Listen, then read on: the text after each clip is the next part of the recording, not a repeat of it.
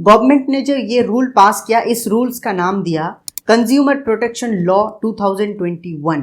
और ये लॉ हर एक कंपनी, जितने भी कंपनी आज के दिन पे पब्लिक हैं, उनको टाइम दिया गया था 21 के दिसंबर में कि आप लोगों के पास 3 महीना है, इस लॉ को अपने सिस्टम में इम्प्लीमेंट कर लीजिए। यहाँ पे मैं कुछ टर्म्स का यूज़ करूँगा, जैसे कि direct selling entity, direct seller और कंज्यूमर। ये तीनों का पहले मतलब समझ लीजिए। डायरेक्ट सेलिंग एंटिटी मतलब कोई भी कंपनी जो आज के दिन पे डायरेक्ट सेलिंग बिजनेस कर रहा है, उसको गवर्नमेंट कह रहा है डायरेक्ट सेलिंग एंटिटी। और डायरेक्ट सेलर मतलब आप और हम जो लोग वो डायरेक्ट सेलिंग कंपनी में काम करते हैं। कंज्यूमर मतलब एक ग्राहक, हम डायरेक्ट सेलर जहाँ पे प्रोडक्ट बेचते हैं, जो ग्राहक को जाके हम लोग प्रोडक्ट बेचते हैं, वो हुआ कंज्यूमर। ये 3 वर्ड का मतलब समझ लीजिएगा। मैं कहीं पे हो सकता है डायरेक्ट कंपनी यूज़ करूँ, कहीं पे डायरेक्टली कस्टमर यूज़ करूँ, डायरेक्टली कंज्यूमर यूज़ करूँ, तो ये तीनों का मतलब आपके पास प्रॉपरली पता होना चाहिए। सबसे पहले बात करेंगे एक डायरेक्ट सेलर का रूल्स। जो गवर्नमेंट ने डायरेक्ट सेलर का रूल्स दिया है, वो रूल्स को हम लोगों को मानना है, कंपनी को नहीं, क्योंकि वो हमारा जिम्मेदारी है। आगे हम लोग कंपनी के बारे में क्या रूल्स बताया वो भी बताऊंगा। कंपनी और डायरेक्ट सेलर के अंदर क्या क्या नहीं होना चाहिए, क्या होना चाहिए, किस तरह से बिजनेस करना चाहिए, क्या क्या डॉक्यूमेंट्स लगेगा, किस तरह से सारे प्रोसेस चलेगा, एवरीथिंग एक्सप्लेन किया हुआ है। सबसे पहले डिस्कस करेंगे यहाँ पे हम लोगों ने डायरेक्ट सेलर रूल्स, मतलब हम लोगों को क्या क्या रूल्स फॉलो करना पड़ेगा, वो मैंने यहाँ पे टोटल बताऊंगा। पहला नंबर पॉइंट, गवर्नमेंट जो कहता है डायरेक्ट सेलर रूल्स के अंदर, आप अगर किसी भी कंज्यूमर के पास प्रोडक्ट लेके गए हैं बेचने के लिए, आपको 3-4 चीज़ उस कंज्यूमर को इन्फॉर्म करना पड़ेगा। सबसे पहले आपके प्रिंसिपल एंटिटी, आपकी जो डायरेक्ट सेलिंग एंटिटी है उसका नाम, जैसे कि हमारे डायरेक्ट सेलिंग एंटिटी का नाम है आरसीएम बिजनेस। कौन से प्रोडक्ट आप उनके पास लेके गए हैं बेचने के लिए, उसकी इन्फॉर्मेशन आपको उनको देना पड़ेगा। साथ में आपका इन्फॉर्मेशन या आपके पहचान देना पड़ेगा। ये 2-3 चीज़ आपको कंज्यूमर को प्रोवाइड करना पड़ेगा, ताकि वो कंफ्यूज में ना रहे कि आप कौन से क्षेत्र से आए हैं और क्या प्रोडक्ट बेचने के लिए आए हैं। दूसरा नंबर रूल्स कहता है, अगर आप कोई भी कंज्यूमर को कोई भी प्रोडक्ट बेच चुके हैं और अगर उनको वो प्रोडक्ट पसंद ना आए, तो आपको रिटर्न पॉलिसी के तहत वो प्रोडक्ट को रिटर्न लेना पड़ेगा। ये दूसरा नंबर पॉइंट है और ये बहुत ही महत्वपूर्ण पॉइंट है, ये आपको नोट करके रखना चाहिए। तीसरा नंबर पॉइंट बोलता है, अगर आप कोई भी कंज्यूमर को प्रोडक्ट बेचते हैं, प्रोडक्ट बेचते समय आपको उनको एक ऑर्डर टाइप फॉर्म देना पड़ेगा, ताकि आप कौन कौन से प्रोडक्ट बेच रहे हैं या कौन कौन से प्रोडक्ट उन्होंने लिया उसके बारे में टोटल लिखित रहे। और इतना ही नहीं, अगर उनको प्रोडक्ट ना पसंद आए तो जब रिटर्न दे तो उनको भी कोई भी प्रॉब्लम की सामना ना करना पड़े। तो इस केस में आपको return type, order type form consumer को देना पड़ेगा। चौथा नंबर पॉइंट, अगर आप कोई भी कंज्यूमर को प्रोडक्ट बेचने जा रहे हैं तो आपके पास आईडी कार्ड होना चाहिए। विदाउट आइडेंटिटी कार्ड आप किसी भी कंज्यूमर के पास प्रोडक्ट नहीं बेच सकते हैं। और ये बहुत ही रेस्ट्रिक्टेड और बहुत ही सीरियस मैनर पे लिखा गया है इस बार के गाइडलाइंस के पास। मतलब आप अगर आरसीएम से गए हैं तो आपके पास आरसीएम की आईडी कार्ड होना चाहिए। तो आप समझ रहे हैं कितना ज़रूरी है आईडी कार्ड। और आईडी कार्ड बोल के मुझे एक चीज़ याद आया, अभी तक जेआरसीएम स्टोर में 13 तारीख तक आईडी कार्ड के ऊपर बहुत बड़ी सेल चल रहा है। आपको जस्ट 99 रुपीज़ में आईडी कार्ड मिल जाएगा। वो भी जैसे कि आप एटीएम कार्ड देखे होंगे उस तरह का पीवीसी आईडी कार्ड, गले में आरसीएम का रिबन, कस्टम रिबन, और आपको होल्डर मिलेगा बहुत शानदार तरीके से। आप यहाँ पे इमेज में देख सकते हैं, इस तरह का आईडी कार्ड आपको मिलेगा। जेआरसीएम स्टोर में आप विजिट कर सकते हैं, मैंने नीचे लिंक दे दिया। ऑलमोस्ट आपको बहुत सारे आरसीएम बिजनेस टूल्स की ऑफर्स चल रहे हैं, उसको आप यूज़ कर सकते हैं। मैंने नीचे लिंक दिया, आप चेकआउट कर सकते हैं। इस बार के गाइडलाइंस के जो नेक्स्ट जो पॉइंट है उसमें बोला गया है कि अगर आप कोई भी कंज्यूमर के पास कोई भी प्रोडक्ट बेचने जा रहे हैं, आपके पास डेमोस्ट्रेशन इक्विपमेंट होना चाहिए या तो कोई लिटरेचर होना चाहिए, जैसे कि उस चीज़ को दिखा के आप प्रोडक्ट को बेच सकते हैं। उस प्रोडक्ट की इन्फॉर्मेशन आप कंज्यूमर को राइट वे पे पहुंचा सकते हैं। अब ये डेमोस्ट्रेशन लिटरेचर होता क्या है, आप ऐसे समझ सकते हैं, गो डायमंड बुक जैसे कि आरसीएम का है, जैसे कि डायमंड लाइफ बुक, जैसे कि आप कोई ऐसे चीज़ जो टेम्पलेट्स जिसको दे के आप प्रोडक्ट के बारे में उनको सही जानकारी पहुंचा सकते हैं, ना कि डुप्लीकेट्स जानकारी। तो गो डायमंड बुक भी आपको जेआरसीएम स्टोर में मिल जाएगा। बहुत सारे टूल्स हैं जो आपको लिटरेचर और इक्विपमेंट मिल जाएगा आरसीएम बिजनेस में आपको ग्रो करने के लिए। और अभी तो गाइडलाइंस में भी आ गया कि आपको ये चाहिए ही चाहिए, तो आप नीचे लिंक में चेकआउट कर सकते हैं जेआरसीएम स्टोर में जो ऑफर्स चल रहे हैं। डायरेक्ट सेलर रूल्स के अंदर गवर्नमेंट और एक चीज़ बोलता है, अगर कोई भी पर्सन कन्विक्टेड है और बैंकक्रप्ट है। कन्विक्टेड मतलब वो दोषी पाया जाता है कानून के नज़र में, और बैंकक्रप्ट मतलब उसके पास पहले बहुत सारे पैसा था लेकिन अभी के राइट नाउ उसके बिजनेस फ्लॉप हुआ या कुछ भी हुआ है, उसके पास एकदम पैसा नहीं है, वो जीरो है। तो आप उस व्यक्ति को आरसीएम बिजनेस में यहाँ पे गलत बोला, आप डायरेक्ट सेलिंग बिजनेस में या डायरेक्ट सेलिंग में आप उस व्यक्ति को एंगेज नहीं कर सकते हैं, ये गवर्नमेंट ने बोला है। यहाँ पे और भी बहुत सारे पॉइंट बोला है जो यहाँ पे बताना भी पॉसिबल नहीं है। तो आप अगर चाहते हैं कि ये सारे गाइडलाइंस आप एक एक करके पढ़े, टोटल 11 पेज का है, तो मैं नीचे लिंक दे दिया, आप उसको भी चेकआउट कर सकते हैं, उसको भी देख सकते हैं। तो ये था टोटल डायरेक्ट सेलर का रूल्स, मतलब हम लोगों को क्या क्या करना पड़ेगा उसका रूल्स। अभी हम लोग बात करेंगे कंपनी के रूल्स, क्योंकि एक कंपनी, एक डायरेक्ट सेलिंग एंटिटी को भी क्या क्या रूल्स मानना पड़ेगा वो भी गवर्नमेंट ने लिख के रखा है। सबसे पहला जो यहाँ पे पॉइंट बोला है कि एक कंपनी डायरेक्ट सेलिंग के नाम से कोई भी पिरामिड स्कीम नहीं चला सकते।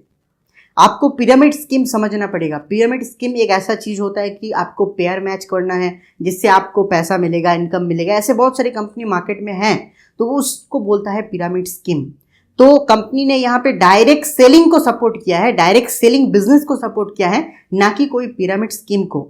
तो यहाँ पे समझना पड़ेगा वो जितने भी आज के दिन पे पिरामिड स्कीम कंपनी है, या तो उनको अपना प्लान चेंज करना पड़ेगा या तो अपनी कंपनी को बंद करना पड़ेगा, दोनों में से उनके पास एक ही ऑप्शन है।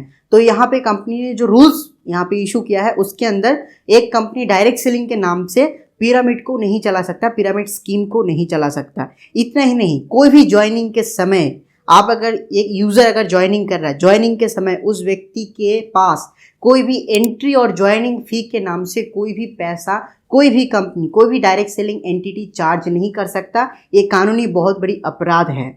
तो आप समझ रहे हैं, ऐसे बहुत सारी कंपनी था ज्वाइनिंग फी के नाम से आपसे चार्जेस लेता था, आपसे पैसा लेता था, जो नहीं चलेगा, जो बिल्कुल बंद है, क्योंकि ये कानून के ऊपर आ गया और ये बिल्कुल करना कानूनी जुर्म है।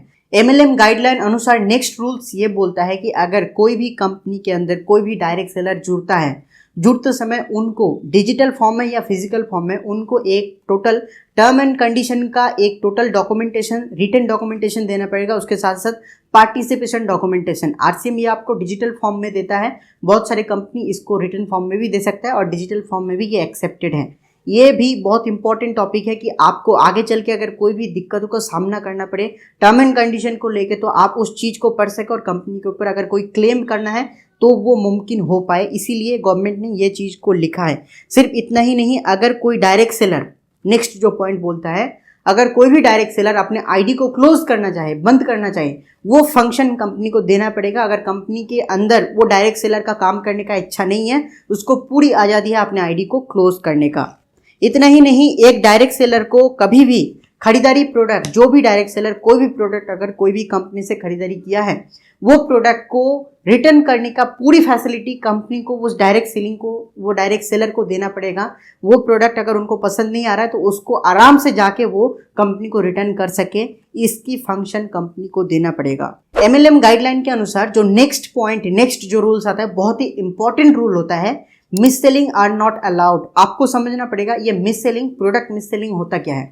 प्रोडक्ट मिस सेलिंग को आप इस तरह से समझ सकते हैं, जैसे कि सपोज मान के चलिए एक नॉर्मल सा बटर है, उसमें थोड़ा सा चीनी मिक्स कर दिया, कोई भी कलर मिक्स कर दिया, कुछ भी मिक्स कर दिया और टोटल एक शानदार पैकिंग करके आपको दिखा रहा है, बोल रहा है कि ये प्रोडक्ट है जो आपके हार्ट के रोग को ठीक करेगा। एग्जाम्पल के लिए समझ लीजिए, यहाँ पे मैं कोई भी कंपनी के अगेंस्ट पे नहीं हूँ, कोई भी एग्जाम्पल मैं कोई भी कंपनी के प्रोडक्ट के साथ कंपेयर नहीं कर रहा हूँ, ये मेरा जस्ट भावना है। तो समझ लीजिए कि वो प्रोडक्ट आप कोई भी डायरेक्ट सेलर को दिखा रहे हैं और बोल रहे हैं ये आपके हार्ट डिजीज को ठीक करेगा। सपोज वो डायरेक्ट सेलर उस प्रोडक्ट को खरीद भी लेता है, लेकिन वो प्रोडक्ट एक्चुअल उसके मायने में कोई भी मतलब काम नहीं है, वो एकदम मिस सेलिंग हुआ, वो प्रोडक्ट कानूनी जुर्म हुआ, वो काम, वो प्रोडक्ट बेचने से एक कंपनी के अगेंस्ट पे बहुत बड़ी एक्शन हो सकता है, इवन दो कंपनी बंद भी हो सकता है, ऐसा भी सिचुएशन आ सकता है। तो ये जो गाइडलाइंस है, ये गाइडलाइन 11 पेज का है, जो टोटल डिटेल्स में है, उतना कुछ बताना भी पॉसिबल नहीं है। मैंने नीचे लिंक दे दिया, आप वहाँ पे चेकआउट कर सकते हैं। और एक चीज़ आपको बताना चाहता हूँ, अगर आप डायरेक्ट सेलर हैं तो आपको महत्वपूर्ण चीज़ याद रखना होगा कि डायरेक्ट सेलर के लिए क्या क्या रूल्स फॉलो किया है, क्या क्या रूल्स पास किया है, उस रूल्स को तो कम से कम आप फॉलो करें, क्योंकि कंपनी का नॉर्म्स कंपनी फॉलो करेगा, डायरेक्ट सेलर का रूल्स डायरेक्ट सेलर फॉलो करेगा। तो आपके पास जो मस्टली आईडी कार्ड और आपको मटेरियल होना चाहिए, जो बिजनेस मटेरियल्स होता है, लिटरेचर होता है, आपको इक्विपमेंट होना चाहिए, वो होना चाहिए, वो आपको जेआरसीएम स्टोर से मिलेगा। वीडियो में आगे बढ़ने से पहले मैं आपको और दो चीज़ बताना चाहता हूँ। यहाँ पे हो सकता है मैंने और भी कुछ पॉइंट मिस कर दिए हैं, क्योंकि 11 पेज के स्क्रिप्ट को टोटल 2 पेज में कन्वर्ट करना बहुत ही टफ प्रोसेस है। तो इस केस में अगर कुछ छूट गया है तो मैं उसके लिए माफ़ी चाहता हूँ। आप गाइडलाइन को पढ़ के भी उस चीज़ को समझ सकते हैं। और इतना ही नहीं, हो सकता है कुछ गलती हुआ है मुझसे, ऐसा पॉसिबल हो सकता है, क्योंकि मैं एक्सपर्ट नहीं हूँ। तो उसके लिए भी मैं माफ़ी चाहता हूँ, आप उसको पढ़ के भी समझ सकते हैं। और अगर आपने अभी तक इस चैनल को सब्सक्राइब नहीं किया तो सब्सक्राइब कर लीजिए, क्योंकि अभी आगे कंपनी के अगेंस्ट पे और भी पॉलिसीज़ हैं जो आपको जानना चाहिए। आपकी कंपनी कौन कौन से पॉलिसी फॉलो कर रहे हैं वो भी आपको पता होना चाहिए। तो अगर आपने अभी तक इस चैनल को सब्सक्राइब नहीं किया तो सब्सक्राइब कर लीजिए और इस वीडियो को लाइक कीजिएगा, क्योंकि इस वीडियो का मैं लाइक एम रखने वाला हूँ। मैं अक्सर वीडियो में लाइक एम नहीं रखता हूँ। इस वीडियो का लाइक एम, मुझे लाइक चाहिए कम से कम 1000। मैं ज़्यादा नहीं मांग रहा हूँ, 1000 लाइक मुझे लगता है आप लोग आराम से कर देंगे, तो लाइक भी कर दीजिएगा। अभी सबसे पहले हम लोग बात करेंगे, हमने यहाँ पे अभी तक बात कर लिए डायरेक्ट सेलर रूल्स जो हम लोगों को मानना है, कंपनी के जो न्यू रूल्स वो भी एक कंपनी को मानना है। अभी कंपनी के कुछ कंडीशंस है, अगर कोई भी व्यक्ति आज के दिन पे डायरेक्ट सेलिंग कंपनी चला रहा है तो उसको कुछ कुछ कंडीशन मानना पड़ेगा। उसके बाद हम लोग बात करेंगे एक डायरेक्ट सेलिंग और एक डायरेक्ट सेलिंग एंटिटी, मतलब एक डायरेक्ट सेलर हम और हमारे कंपनी के अंदर क्या क्या नहीं होना चाहिए वो आखिरी में बताएंगे। कंपनी कंडीशन में इस बार के जो गाइडलाइंस है उसमें बहुत कुछ बताया गया है, लेकिन मैं एक एक करके आपको पॉइंट डिस्कस कर रहा हूँ। सबसे पहले जो पॉइंट बोला है, एक अगर कोई भी डायरेक्ट सेलिंग कंपनी आज के दिन पे इंडिया पे ऑपरेशन कर रहा है तो उसको एक बिजनेस को, अपने जो बिजनेस है उसको इंडियन गवर्नमेंट के तहत रजिस्टर्ड करना पड़ेगा। अब ये रजिस्टर्स किस तरह से होगा? रजिस्टर्ड उनको हो सकता है कोई फर्म रजिस्टर करना पड़ेगा, या तो उनको कोई भी लिमिटेड कंपनी, कोई प्राइवेट लिमिटेड या कुछ भी ऐसे जो लीगल एंटिटी है उस तरह से उनको रजिस्टर करना पड़ेगा। उसके साथ साथ और भी कुछ जो नॉर्म्स है वो बताना चाहूँगा। जैसे ही अगर कोई भी डायरेक्ट सेलिंग कंपनी इंडिया में रजिस्टर होता है तो उनको इंडिया में एक फिजिकल लोकेशन ऑफिस रखना पड़ेगा जहां पे टोटल ऑपरेशन मैनेज होता है। फिजिकल लोकेशन इंडिया में होना चाहिए, अदर कंट्री में या उसका कोई लोकेशन ही ना हो ऐसा नहीं चलेगा। जैसे कि आरसीएम बिजनेस के भीलवाड़ा ऑफिस है, उस तरह का ऑफिस बनाना पड़ेगा। नेक्स्ट पॉइंट बोलता है, आप अगर कोई भी डायरेक्ट सेलिंग कंपनी चला रहे हैं, डायरेक्ट सेलिंग कंपनी मतलब ये कंपनी का नाम से हमारा नहीं, तो अगर कोई भी व्यक्ति डायरेक्ट सेलिंग कंपनी चला रहा है उनको अपने जो ब्रांड है उस ब्रांड को एज ए ट्रेडमार्क रजिस्टर करना पड़ेगा। विदाउट ट्रेडमार्क रजिस्ट्रेशन आप कोई भी डायरेक्ट सेलिंग कंपनी चला नहीं सकते, जो आरसीएम बिजनेस के पास बिल्कुल है। उसके बाद इस बार जो एक न्यू रूल्स पास हुआ है, जो एक बहुत बड़ी न्यू रूल्स है जो बहुत सारे कंपनी के अंदर नहीं था, एक कंपनी को एक नोडल ऑफिसर हायर करना पड़ेगा। अब समझते हैं ये नोडल ऑफिसर होता क्या है। नोडल ऑफिसर एक ऐसा चीज है, आप समझ लीजिए ऐसा सिस्टम है जहां पे कंपनी में क्या क्या हो रहा है उसका टोटल डेटा और इंडियन गवर्नमेंट का डेटा दोनों मैच कर रहा है कि नहीं। अगर नहीं कर रहा है, अगर कुछ प्रॉब्लम हुआ, कंपनी अगर गवर्नमेंट के साथ कुछ स्कूटनी या कुछ भी ऐसे फिजिकल और लॉज मैटर में गया तो वो नोडल ऑफिसर उनको रिपोर्ट करेगा। और नोडल ऑफिसर को 24/7 एक्टिव होना पड़ेगा। गवर्नमेंट उनको कभी भी कुछ भी पूछ सकता है नोडल ऑफिसर से और उनसे कुछ भी डेटा ले सकता है और वो डेटा को कंपनी से लेके नोडल ऑफिसर वो गवर्नमेंट को दे सकता है। इस तरह का सिस्टम है। जो नोडल ऑफिसर है वो टोटल रिपोर्टिंग करेगा कि कंपनी में सही से सब कुछ हो रहा है कि नहीं। अगर कोई कंज्यूमर को, कोई डायरेक्ट सेलर को चीट किया जा रहा है तो उसके बारे में रिपोर्टिंग करना पड़ेगा। कोई कंप्लेन का रेजुलेशन नहीं हो रहा है उसके बारे में रिपोर्ट करना पड़ेगा। मतलब एक नोडल ऑफिसर समझ लीजिए कि इंडियन गवर्नमेंट को टोटल रिपोर्ट करेगा, everything is okay in this company. तो इसके लिए ये नोडल ऑफिसर का फॉर्मेलिटीज इस बार कंपनी ने इंट्रोड्यूस किया, जो गवर्नमेंट इस बार से कंपनी के ऊपर लागू किया।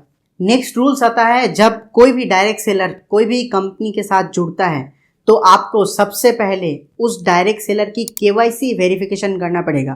केवाईसी वेरिफिकेशन कौन करेगा? कंपनी करेगा। केवाईसी वेरिफिकेशन करते समय यह भी ध्यान रखना पड़ेगा उनका जो डेटा आपने लिया वो डेटा इंडिया में ही स्टोर रहे, इंडिया से बाहर डेटा ना जाए और वो डेटा एनक्रिप्टेड फॉर्म में रहे, वो डेटा जल्दी से लीक ना हो। इसके बारे में प्रॉपर सेफ्टी स्टेप एक कंपनी को लेना पड़ेगा। इतना ही नहीं, जब कोई भी व्यक्ति डायरेक्ट सेलर जब ज्वाइनिंग करेगा, डायरेक्ट सेलर ज्वाइनिंग करते समय उसको प्रॉब्लम आ सकता है, कोई भी फैक्टर पे प्रॉब्लम आ सकता है। जैसे कि प्रोडक्ट पसंद नहीं आया, उसको ज्वाइनिंग से कुछ प्रॉब्लम है, आईडी क्लोज करवाना है, टीम के अंदर कुछ प्रॉब्लम हुआ, ऐसे बहुत सारे अक्सर प्रॉब्लम आते हैं। वो प्रॉब्लम को रेजोल्यूशन करने के लिए सबसे पहले ग्रीवेंस रेजिडेंशियल पोर्टल डेवलप करना पड़ेगा। एक या तो उनको एक कंप्लेंट सेंटर देना पड़ेगा, कंप्लेंट एक्सेस देना पड़ेगा, या तो कोई कॉल, ईमेल, कुछ भी के द्वारा उनको एक कंप्लेंट सिस्टम एलोकेट करना पड़ेगा, जिससे एक डायरेक्ट सेलर अपनी कंपनी को, अपनी कंप्लेंट को रजिस्टर करवा पाए। और उसके लिए एक ऑफिसर को हायर करना पड़ेगा, grievance residential officer. Next point बोला गया है कि कोई भी अनफेयर ट्रेड प्रैक्टिसेस नहीं किया जाएगा। अनफेयर ट्रेड प्रैक्टिसेस का मतलब होता है, समझ लीजिए कि कोई भी टैक्स भरना है, कंपनी ने टैक्स में चोरी किया, ऐसे कुछ हो सकते हैं मैटर्स, या तो ऐसे कोई प्रोडक्ट है जो हेल्थ के लिए ठीक नहीं है वो प्रोडक्ट लॉन्च कर दिया, ऐसे कुछ भी मैटर्स हो सकता है। उस केस में उसको अनफेयर ट्रेड कहा जाएगा। या तो बिजनेस में कोई झोल है तो उस लेवल की चीज़ कंपनी नहीं कर सकता, इस चीज़ को ध्यान रखना पड़ेगा। नेक्स्ट रूल ये बोलता है अगर कोई भी डायरेक्ट सेलिंग कंपनी आज के दिन पे इंडिया पे काम कर रहा है तो उनके पास कुछ ऐसे डॉक्यूमेंट्स जो बिल्कुल होना चाहिए। जैसे कि सबसे पहला नंबर पॉइंट है कि उनके पास एक जीएसटी सर्टिफिकेट होना चाहिए, उसके बाद इनकॉर्पोरेशन सर्टिफिकेट होना चाहिए, एमओबी एओबी होना चाहिए, पैन होना चाहिए, टैन होना चाहिए, जीएसटी होना चाहिए, उसके साथ साथ जीएसटी रिटर्न का इन्फॉर्मेशन होना चाहिए, बैलेंस शीट होना चाहिए, ऑडिट रिपोर्ट होना चाहिए, उनके पास एक कंज्यूमर और डायरेक्ट सेलिंग रिपोर्ट होना चाहिए, रजिस्टर्ड डायरेक्ट सेलर के डेटा होना चाहिए। ये कुछ नॉर्म्स है, कुछ डेटाज है जो कंपनी को रखना ही पड़ेगा। सिर्फ इतना ही नहीं, कंपनी को सख्त हिदायत दिया गया कि ये सारे डेटा पब्लिकली अवेलेबल होना चाहिए, ना कि आप उसको छुपा के रखें। तो हर एक डायरेक्ट सेलिंग कंपनी को निर्देश दिया गया कि ये सारे डेटा को अपने वेबसाइट पे लाइव करिए, वेबसाइट पे दीजिए, ताकि डायरेक्ट सेलर भी देख पाए आपकी total balance sheet, total income, सब कुछ, आपके टोटल जीएसटी नंबर, एवरीथिंग सारे वेबसाइट में देना पड़ेगा, या तो आपको पब्लिक फोरम पे डालना पड़ेगा। ये इन्फॉर्मेशन कंपनी को दिया गया है। अभी कुछ नॉर्म्स हैं जो direct selling company and direct seller दोनों के लिए है, दोनों को समझना पड़ेगा, दोनों के लिए रिफ्लेक्टेबल होगा। सबसे पहला नंबर जो रूल्स कहता है कि कोई भी डायरेक्ट सेलिंग कंपनी को यह ध्यान रखना पड़ेगा, डायरेक्ट सेलर जो प्रोडक्ट बेच रहे हैं वो कहीं ना कहीं सही ढंग से बेचे, ना कि कोई फ्रॉड से, ना कि कोई ऐसे धोखेदारी से प्रोडक्ट बेचे। इस चीज को ध्यान रखना पड़ेगा कि डायरेक्ट सेलर जो प्रोडक्ट बेच रहे हैं जेन्युइन तरीके से हो, वो प्रोडक्ट का एक्चुअल लाभ हो, वो प्रोडक्ट का एक्चुअल वैल्यू हो। इस तरह से सब कुछ देख के तभी एक डायरेक्ट सेलर को प्रोडक्ट बेचे। ये डायरेक्ट सेलिंग एंटिटी मतलब एक कंपनी को सही तरीके से मैनेज करना पड़ेगा। ये ध्यान रखना होगा कि डायरेक्ट सेलर जो सामान बेच रहे हैं वो खुद जाके बेच रहे हैं, ना कि कोई पिरामिड स्कीम के द्वारा बेचा जा रहा है। इस चीज को भी ध्यान दीजिएगा। डायरेक्ट सेलर मतलब हम और आप जो प्रोडक्ट बेच रहे हैं वो प्रोडक्ट हम और आप ही बेच रहे हैं, ना कि कोई पिरामिड स्कीम के द्वारा बेचा जा रहा है। इस चीज को भी गवर्नमेंट ने श्योरिटी दिया है कि इस चीज को भी बिल्कुल ध्यान दिया जाए। नेक्स्ट नंबर जो रूल्स बोलता है, डायरेक्ट सेलर कोई भी डुप्लीकेट प्रोडक्ट बेच नहीं सकता है। इस चीज को कंपनी को कंट्रोल करना पड़ेगा, मैनेज करना पड़ेगा, ध्यान देना पड़ेगा। डायरेक्ट सेलर जो प्रोडक्ट बेच रहे हैं वो 100% जेन्युइन कंपनी के बनाया हुआ प्रोडक्ट हो, ना कि कोई डुप्लीकेट प्रोडक्ट हो वो अपने से बना लिया या कुछ भी कर लिया। जो प्रोडक्ट बेच रहा है वो प्रोडक्ट 100% जेन्युइन होना चाहिए जो कंपनी से आया है। उसके बाद direct selling company and direct seller सही से टैक्स भर रहा है कि नहीं, इसको भी एक डायरेक्ट सेलिंग एंटिटी को मैनेज करना पड़ेगा। एक कंपनी को इस चीज को मैनेज करना पड़ेगा। यह ध्यान देना पड़ेगा प्रोडक्ट जो बिक रहा है वो प्रोडक्ट एमआरपी से ज्यादा दाम से ना बिके। तो आप समझ रहे हैं कितने सारे रूल्स बोला है। ये जस्ट 2 पेज का रूल्स है साथियों, लेकिन ये मैंने अपने तरीके से शॉर्ट से बनाया, इस वजह से 2 पेज का हुआ। लेकिन अगर मैं सारे नॉर्म्स को एक एक करके बताता, टोटल 11 पेज का रूल्स है। यहाँ पे आप देख सकते हैं 11 पेज का रूल्स बताने के लिए कम से कम 3 घंटा चाहिए होगा। हर एक चीज को अगर मैं एक्सप्लेन करूं, बहुत ही टफ प्रोसेस है। लेकिन जो जो इन्फॉर्मेशन जरूरी था, जो जो इन्फॉर्मेशन लगा कि आपको जानना ही चाहिए, वो इन्फॉर्मेशन मैंने आपको दिया। आपको ये वीडियो कैसा लगा आप जरूर बताइएगा। लेकिन मैंने बोला है कि आपको 1000 लाइक्स करना है, मतलब करना है तो लाइक कीजिए। इस नॉर्म्स के बारे में आपको क्या बोलना है आप नीचे लिखिएगा। साथियों इतना ही नहीं, आपको अगर आईडी कार्ड चाहिए, क्योंकि इस बार तो डायरेक्ट सेलिंग के गाइडलाइंस में भी आ गया, विदाउट आईडी कार्ड आप प्रोडक्ट नहीं बेच सकते, आप कोई भी इंफॉर्मेशन एक्टिविटीज नहीं कर सकते। आपके पास लिटरेचर होना चाहिए, आपके पास इक्विपमेंट होना चाहिए, आप एक डायरेक्ट सेलिंग बिजनेस के अंदर हैं। तो आपको ये सब कुछ कहाँ पे मिलेगा? ये सब कुछ आपको मिलेगा आरसीएम बिजनेस के वेबसाइट पे। सिर्फ आईडी कार्ड मिलेगा, लेकिन जेआरसीएम स्टोर में आपको सब कुछ मिल जाएगा। तो आज के इस वीडियो कैसा लगा आप जरूर बताइएगा, कमेंट सेक्शन में भी बताइएगा। और हाँ, 1000 लाइक चाहिए वो बिल्कुल कर दीजिएगा। Thank you जेआरसीएम।